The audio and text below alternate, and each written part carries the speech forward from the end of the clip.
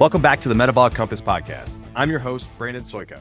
If you've ever stared at your lab results, seen everything marked normal, and still felt like something was off, this episode is for you. Because here's the truth. Normal is not the same as optimal, and most lab results only show you when the system is already breaking down. Today, we're flipping the script. I'm going to show you how to read labs like a compass, how to interpret what's drifting, what's overcompensating, and what's sending early warning signs before full-blown dysfunction sets in. This isn't about diagnosing disease. It's about learning the metabolic language of your body through data. We'll cover which labs actually matter, what reference ranges don't tell you, and how to tie your biomarkers back to the compass domains nurture, energize, strengthen, and withdraw. This episode will give you a functional lens, not a fear-based one. And if you've ever felt dismissed or told your labs are fine when your symptoms are screaming, you'll finally get clarity. Let's start with why your labs don't have to be abnormal to reveal a problem. Let's begin with a frustrating reality. Most people who feel unwell still have labs marked as normal, and this isn't a fluke. It's built into the system. Lab reference ranges are based on population averages, not health outcomes. So for example, let's say your doctor tests your TSH or thyroid stimulating hormone. The normal range might be 0.4 to 4.5, but someone with a TSH of 4.3 may be technically within range while still experiencing brain fog, cold hands, brittle hair, and sluggish metabolism, all signs of thyroid underperformance. The same goes for fasting glucose. Normal is often up to 99 milligrams per deciliter. But research shows that even levels above 90 are associated with increased risk of insulin resistance and cardiovascular disease over time. Why? Because reference ranges don't reflect ideal physiology. They reflect statistical averages of the current population, and that population is increasingly metabolically sick. Here's the harsh truth. You can have normal TSH and still have hypothyroid symptoms. Normal B12, but still have methylation problems. Normal liver enzymes, but still struggle with detox or mitochondrial slowdown. Normal CRP, but still live in a chronic inflammatory state. That's because standard ranges are built for late-stage detection, not early pattern recognition. Functional health looks at trends, ratios, and subclinical shifts long before they cross into disease territory. And this is where the metabolic compass model comes in. So instead of asking, is this lab abnormal? The better question is, what drift does this lab reflect? A fasting insulin of 11 might not flag concern in conventional medicine, but in the compass model, that's an energized drift, pointing to mitochondrial inefficiency or nutrient overload. A ferritin level of 12 might not raise red flags, but it tells us there's a strengthened breakdown where your repair systems are running on fumes. A slightly elevated GGT might be shrugged off, but in compass terms, it's a withdrawal signal of liver redox overload. This reframe moves you away from lab chasing and towards lab mapping, using biomarkers to navigate back to balance. So here are just a few examples of normal labs that often tell a deeper story. B12 at 350. Functionally too low for neurological support. TSH at 3.5 suggests slowed thyroid even if it's in range. Homocysteine at 11 points to methylation bottlenecks. ALT at 28 sounds normal but functionally elevated for lean individuals. Fasting insulin at 9, early insulin resistance emerging. Ferritin at 15, not anemic, but low enough to impair tissue repair and mood. When you look at these through the compass model, they map back to specific drifts, not dysfunction, but direction. When people say my labs are fine, they often mean no one flagged anything. But when we view those labs through a functional lens, we can ask better questions. Is my system compensating? Is there a slight energy leak? Are the warning lights already blinking? And if so, we can use this information to intervene earlier and more intelligently. That's the power of compass-guided labs. In the next segment, we'll walk through how each Compass domain relates to labs so you'll never look at your blood work the same way again. Most people see labs as pass or fail. They look for red flags, high or low markers, and try to match symptoms to diseases. That's how the traditional medical model is designed, to rule out pathology, not to track earlier metabolic drift. But what if we flip that?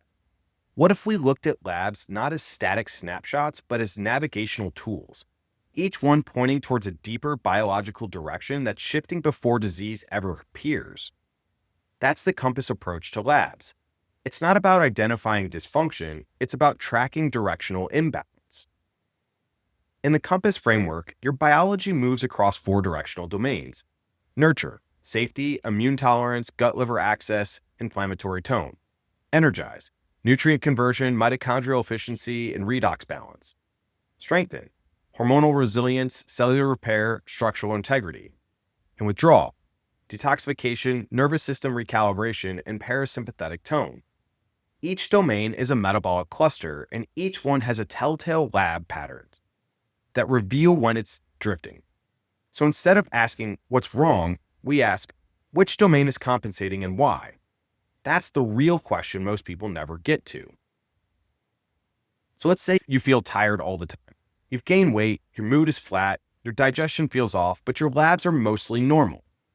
A traditional approach might order a thyroid panel, recommend antidepressants or stimulants, tell you to cut calories or exercise more. But the Compass model might look deeper. Maybe your ferritin is at 18, suggesting strength and drift. Your fasting insulin is 10, pointing towards energized dysregulation. Your HSCRP is 1.9, subtly elevated, indicating immune activation in the nurture domain. Suddenly, we're not chasing a diagnosis. We're seeing a pattern of early breakdown and where your biology needs support first. So here's a high-level view of how Compass domains relate to common labs. In nurture, the gut immune inflammatory signals would be HSCRP, zonulin, LPB, or which is LPS binding protein, secretory IgA, white blood cell count with differentials, stool inflammatory marker like calprotectin and lactoferrin, ALT and GGT as early liver warning lights, Energize, the metabolic mitochondrial signals, fasting insulin, HOMA-IR, B12, methylmalonic acid, homocysteine, lactate, AST-ALT ratios, organic acids related to Krebs cycle intermediates.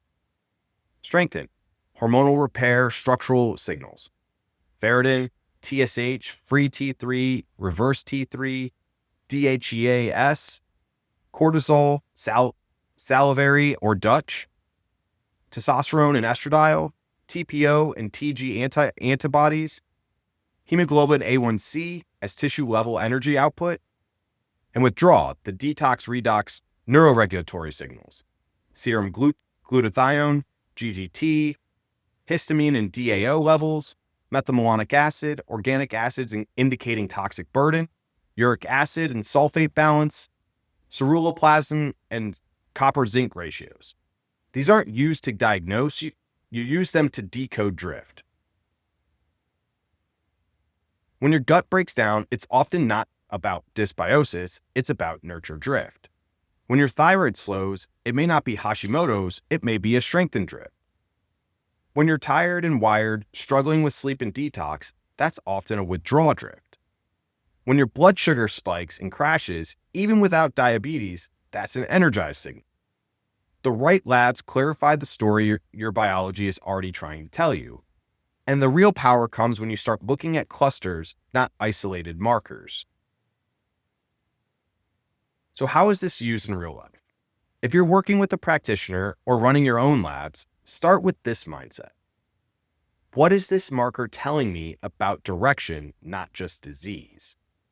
Ask, is this lab trending away from optimal? Does it match the symptoms or fatigue I'm feeling? Could this be a sign of energy inefficiency, immune stress, or structural depletion?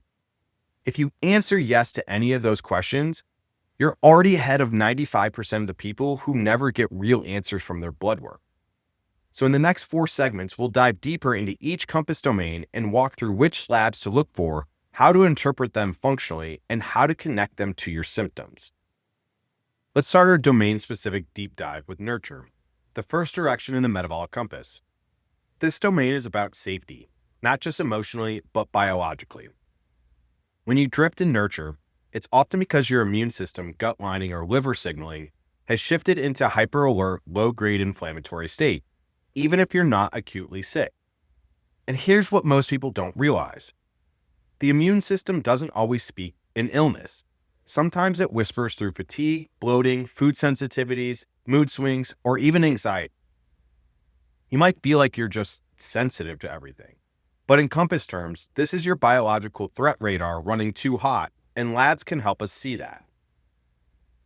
So let's walk through the most revealing biomarkers for this domain. 1. High sensitivity C-reactive protein, or hsCRP. This is a low-grade inflammation marker. Conventional medicine flags anything above 3. But in functional terms, even 1 to 2.5 suggests quiet inflammation that shouldn't be ignored. If your hsCRP is trending above 1, it may reflect gut barrier breakdown, low-level immune activation, early cardiometabolic dysfunction, and systemic response to environmental triggers or infections. If it's chronically elevated, nurture is likely drifting. 2. Zonulin. This protein modulates the tight junctions in your gut lining. Higher levels equals more intestinal permeability, or aka leaky gut. If you're dealing with food intolerances, histamine reactions, or autoimmunity, zonulin may show that your gut is letting too much through the gate. A functional range is ideally below 50, though labs vary. 3. Secretory immunoglobulin A, or SIgA. This is your first line of mucosal defense, what your gut releases to tag invaders and keep peace with beneficial bacteria. Low SIgA equals depleted gut immunity. High SIgA equals hyperactive response to stress, pathogens, or toxins. You want it in the middle, not too low or not too high, to reflect balanced immune readiness. SIgA can often be run on stool tests or salivary panels. 4. LPB, or lipopolysaccharide binding protein. This biomarker tracks how much lipopolysaccharide, or LPS, a toxin from bacterial cell walls, is leaking into your bloodstream. LPS is a massive trigger of inflammation and immune overdrive. When LPB is elevated, it suggests gut barrier compromise, bacterial overgrowth or dysbiosis, systemic immune burden. Think of it as an early warning light for metabolic endotoxemia. 5. White blood cell differential. Most people glance at their WBC count and move on, but looking at the pattern, neutrophils, lymphocytes, monocytes, eosinophils, and basophils can give you real insight. High eosinophils often tied to gut inflammation, parasites, or allergies. Low neutrophils may reflect chronic stress or gut-compromised immunity. High monocytes signals cleanup mode for systemic immune activation. These patterns often show up before antibodies, infections, or obvious diagnosis. Nurture drift isn't about one marker. It's about the constellation. Elevated hsCRP, low SIgA, elevated LPB, subtle shifts in white blood cells, mildly elevated zonulin. Together, they paint a picture of an immune system that's overengaged, a gut lining that's underprotected, and a liver that's processing too much noise. This is the biological fingerprint of unsafety. It doesn't mean you're fragile, it means your system is still stuck in threat detection mode. And until the baseline is restored, other therapies may not land the way they should. Real-world signs that match these labs. If you're drifting in nurture, your symptoms might include unexplained fatigue, puffy face or eyes, food sensitivities that seem to change weekly, low-grade headaches, brain fog that worsens after meals, fluctuating bowel patterns like constipation then urgency, mood swings, especially tied to eating or stress. These aren't random, they're immune signals. and these labs help you connect the dots. You don't need to guess if inflammation is part of your picture. You can test, but you also need to interpret. Elevated CRP alone isn't the full story, but when paired with zonulin, SIGA, and LPB, it reveals nurture drift at the molecular level. And that opens the door to real recalibration, calming the immune system, repairing the gut lining, and shifting the body out of defense mode. In our next segment, we'll move into Energize domain, where the real power leaks begin. If you're struggling with fatigue, blood sugar issues, nutrient burnout, or poor mitochondrial function, this one's for you. Fatigue, crashes after meals, slow recovery after workouts, waking up tired even after a full night's sleep. These are classic signs of Energize drift, a domain that reflects how well your body makes, manages, and uses energy at the cellular level. But here's the thing. You can't supplement your way out of Energize drift. If you don't know why your energy system is compensating in the first place, this is where labs give us critical insight. Not just into your blood sugar or vitamin levels, but into your mitochondrial efficiency, nutrient sufficiency, and metabolic bottlenecks that block performance. Let's walk through the functional markers that help us assess the energy economy of your body. Fasting insulin and HOMA-IR. This might be the single most underappreciated lab in energy medicine. A fasting glucose of 85 looks great, but if your fasting insulin is 9 or higher, your mitochondria are swimming in energy they can't process efficiently. That's metabolic bottleneck, not efficiency. Ideal fasting insulin, 2 to 5. HOMA-IR, an insulin resistance score, ideally less than 1. Higher numbers suggest your body is pushing out insulin harder just to keep glucose in check. It's a red flag for mitochondrial inefficiency and a core sign of Energize drift. Vitamin B12, methylmalonic acid or MMA, and homocysteine.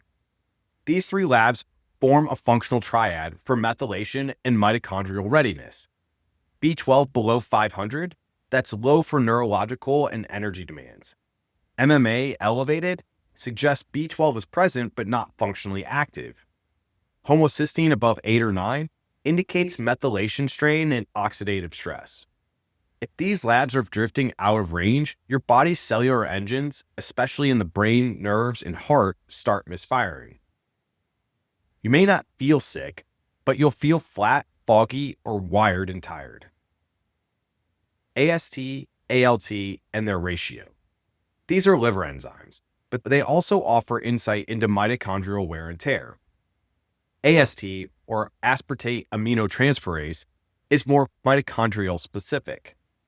ALT, or alanine aminotransferase, is more liver specific. When AST is elevated, especially related to ALT, it can point to muscle breakdown, mitochondrial overload, and systemic stress beyond the liver. The AST to ALT ratio is particularly helpful in athletes, overtrained individuals, or anyone feeling run down without obvious liver issues. 4. Serum lactate. This is a functional marker of how well your mitochondria are processing pyruvate into usable energy. When lactate builds up, it suggests a shift towards anaerobic metabolism, meaning your cells are producing energy without oxygen, which is far less efficient. This is common in overtraining, chronic fatigue, poor mitochondrial function, sleep apnea, or hypoxia patterns. Normal serum lactate is usually under 2 at rest. 5. Organic acids panel, if available. If you run a urine organic acids test, this is gold for mapping Energize drift. Look for Krebs cycle intermediates like citrate, succinate, and fumarate. Mitochondrial cofactor markers like carnitine and CoQ10 need. Oxalate accumulation, which stresses mitochondria and redox balance. This gives you a biochemical map of energy production in action. Most people think low energy equals poor sleep or bad habits, but these labs tell a different story. Energize drift is about misalignment between supply and demand. Your body may have the calories but not the cofactors. You may eat the macros, but miss the micronutrient orchestration. That's why someone can eat perfectly, exercise, and still feel off, because their mitochondria are struggling to convert that input into usable output. These labs expose the hidden inefficiencies. So real-world signs that match these labs. If you're in Energize drift, you might experience afternoon energy crashes, lightheadedness when standing, poor recovery after workouts, low motivation despite adequate sleep, bloating or heaviness after meals, nutrient deficiencies that don't resolve with diet alone, and anxiety tied to blood sugar swings. These aren't personality flaws or just getting older. They're biochemical imbalances with measurable markers. Energize drift shows up before burnout, and these labs let you see it coming. So if your fasting insulin is creeping up, if your B12 looks okay but MMA is high, or if your AST is elevated post-workout, you're not broken. You're metabolically compensating. These are signals, not symptoms, and they're your invitation to recalibrate energy upstream before the crash hits. Next up, we'll explore the strengthen domain, where hormones, repair systems, and tissue integrity start to drift long before over dysfunction appears. If nurture is about safety and energize is about fuel and flow, then strengthen is where the body builds, repairs, and restores its structure. In the Compass model, this is where hormones, tissue integrity, and cellular repair live. And when these systems start drifting, the signals can be subtle at first, but devastating over time. You might look fine on paper. Your doctor might say your hormones are within range, but inside, you're running on backup systems, unable to repair, adapt, or recover the way you used to. This is strengthen drift, and these are the labs that help you catch it early. Ferritin. Ferritin is often thought of as an iron marker, but in the Compass model, it's a cellular repair currency. You don't just need ferritin to make red blood cells. You need it for collagen synthesis, thyroid hormone conversion, mitochondrial resilience, tissue regeneration. A ferritin level of 15 might not qualify as anemia, but it's far too low to support robust tissue repair. Functional range? Ideally 40 to 90 for women and 60 to 110 for men unless there's active inflammation. DHEA-S, or dihydroepiandrosterone sulfate. Think of DHEA-S as your resilience reservoir. It's produced in the adrenal glands and is a precursor to sex hormones, but also plays a role in immune modulation, brain health, and anti-aging and repair. Low DHEA-S is common in people under chronic stress, and it often precedes declines in testosterone, estrogen, or cortisol patterns. It's a red flag that the body has shifted from rebuild to survive. Cortisol rhythm. Blood cortisol gives you a single snapshot, but functional testing like a 4-point salivary cortisol or Dutch hormone panel shows you how your stress hormones move across the day. Common strength drift patterns: flat cortisol curve, no get up and go in the morning. Cortisol inversion, elevated at night, making it hard to wind down. Blunted slope, suggests chronic stress exhaustion. These don't show up on traditional panels, but they often explain why your workouts, sleep, or recovery just aren't working anymore. 4. TSH, free T3, and reverse T3. Most people get TSH checked. Fewer get free T3, and almost no one checks reverse T3. Here's why you need all three. TSH tells you how loudly your brain is shouting at your thyroid. Free T3 tells you how much active hormone is circulating. Reverse T3 shows you how much of that hormone is being blocked or diverted, often due to stress, inflammation, or low ferritin. If your TSH is normal but your free T3 is low and reverse T3 is high, you're likely in strengthen drift. You're making the hormones, but not delivering. 5. Sex hormones: testosterone, estrogen, and sex hormone binding globulin. Hormone levels fluctuate, but when viewed in context, they reveal where your biology is investing its energy. Low testosterone in men equals repair shutdown, often due to stress or inflammation.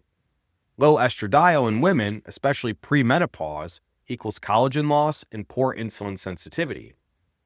High SHBG, sex hormone binding globulin, equals hormonal availability blocked, often due to liver stress, poor thyroid output, or nutrient deficiency. Strength and drift shows up as hormonal fragility, not just deficiency. These aren't just hormone numbers. They are early indicators of recovery failure. If you're not building muscle like you used to, if your skin is thinning, nails are brittle, or your libido's fading, if your workouts drain you instead of energize you, it's not just aging, it's strength and drift. Your biology is choosing survival over restoration, and these labs give you the proof. So real-world signs that match these labs. Strength and drift often feels like poor recovery from stress or injury, declining strength or stamina, brain fog that worsens with overexertion, loss of libido or intimacy avoidance, hair thinning or increased shedding, cold hands and feet despite normal thyroid labs, and disrupted sleep despite being tired.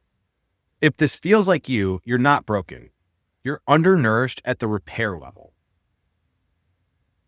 You don't need to be in hormone failure to be in strength and drift. You just need to lose margin in your body's repair economy. And that shows up as low ferritin, blunted cortisol, subclinical thyroid disruption, flattened sex hormone output, declining resilience. And these labs don't diagnose, they orient. They show you why your capacity is shrinking and where to restore it first.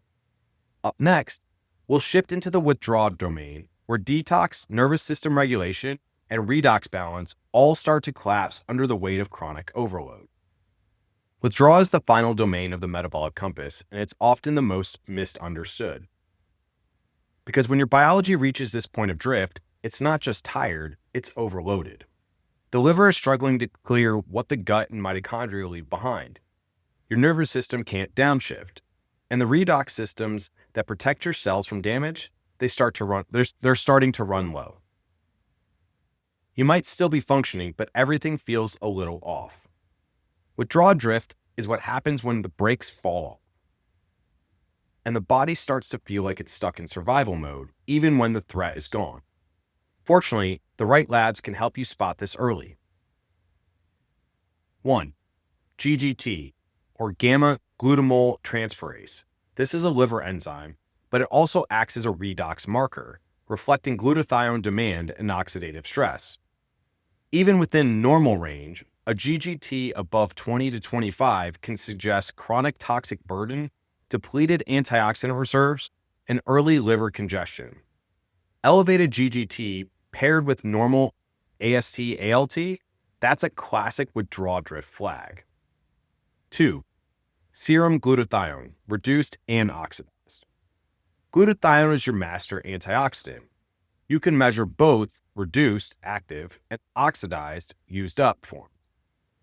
If your reduced glutathione is low and or your ratio is skewed towards oxidized, it means your body is fighting more than it can clean up.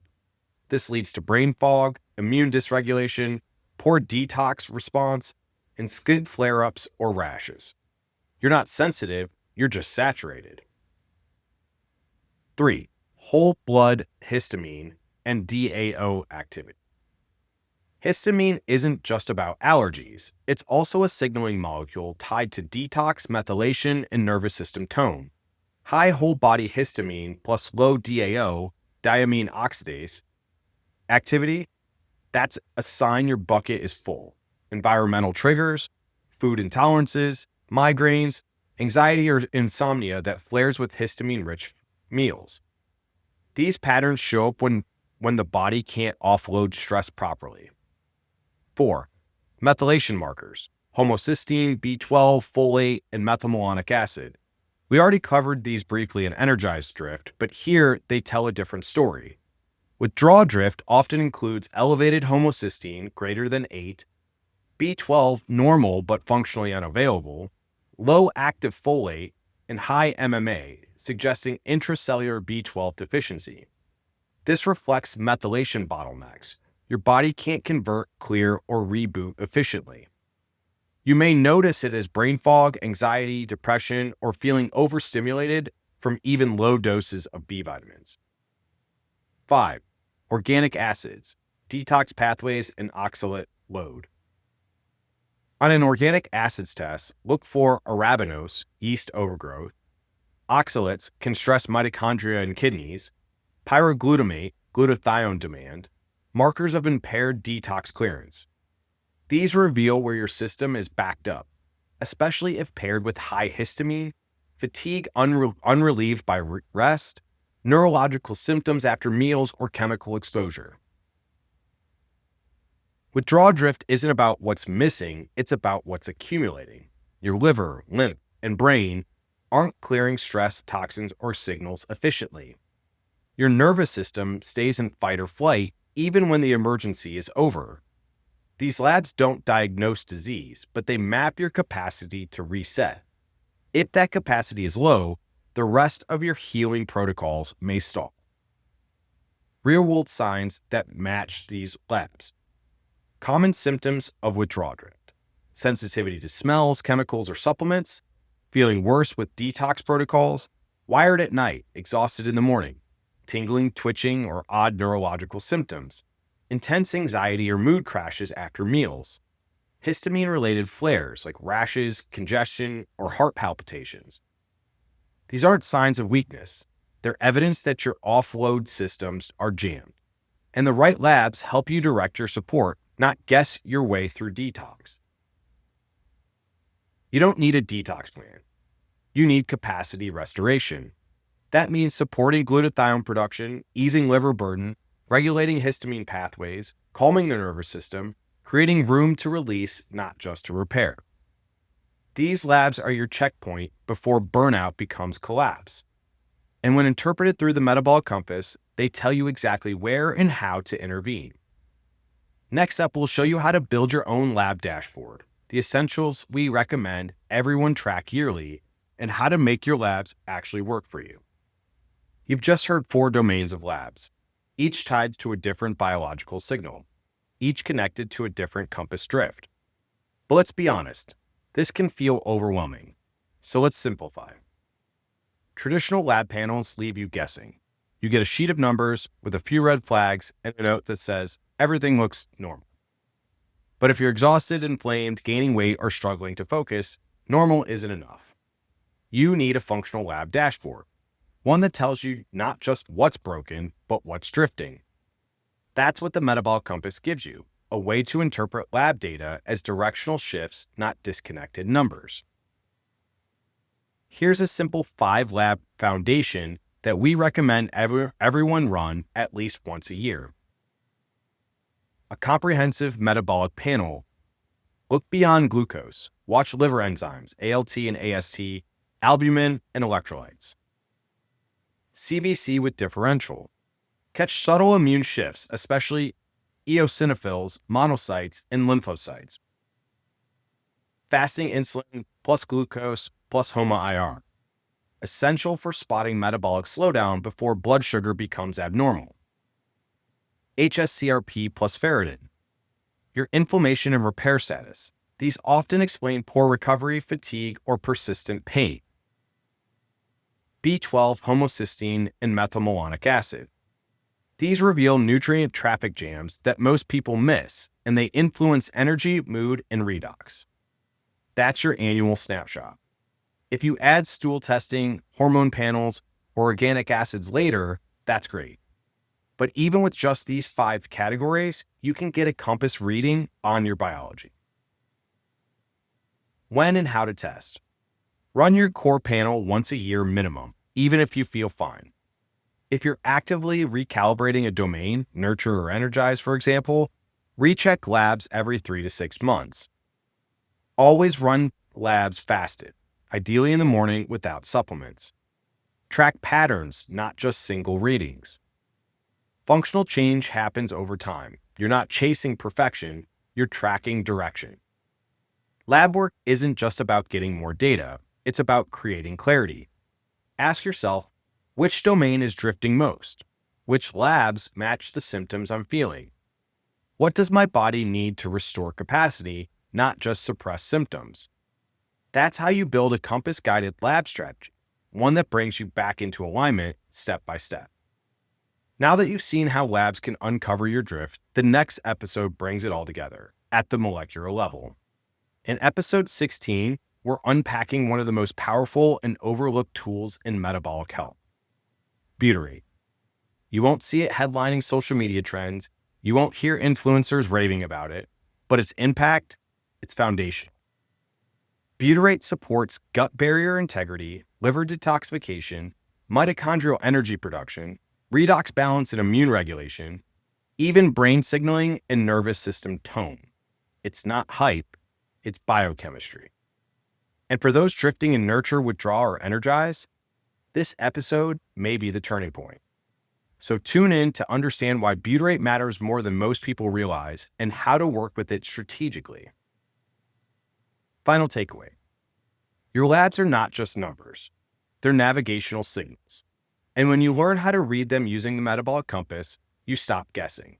You start responding intelligently, systematically, and with confidence. So grab your latest lab results, plot your domains, and get ready to meet the molecule that may change everything in the next episode. You've been listening to the Metabolic Compass podcast, where we bridge cutting-edge science with real-life application to help you reclaim your health one directional shift at a time. To learn more, visit us at www.themetaboliccompass.com or follow us on Instagram and TikTok at The Metabolic Compass. And if you haven't already, leave a review. It helps others find their way back to alignment too. Recalibrate your biology, rediscover your direction.